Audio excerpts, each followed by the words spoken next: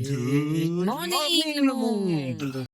Imaginez le riff d'intro de Sultans of Swing.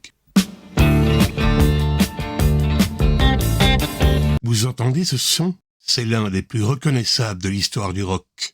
Et l'homme derrière cette mélodie légendaire, c'est Mark Knopfler.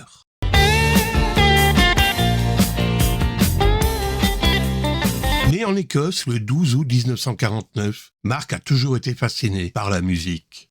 Mais avant de devenir une rockstar, il a travaillé comme journaliste. En 1977, avec son frère David, il fonde le groupe Dire Straits. Son style de jeu est unique. Il joue au doigt sans médiator, ce qui donne à ses solos une finesse et une fluidité incomparables. C'est un mélange de blues, de rock et de country qui a inspiré des millions de guitaristes. Avec Dire Straits, il a vendu plus de 120 millions d'albums, avec des tubes comme Sultans of Swing et l'énorme succès Brothers in Arms. La fin de Dire Straits. Le groupe Dire Straits, que Mark Knopfler a fondé en 1977, a connu un succès fulgurant, notamment avec des albums comme Brothers in Arms. Cependant, le groupe s'est tranquillement dissous au sommet de sa popularité, sans tournée d'adieu ni annonce officielle.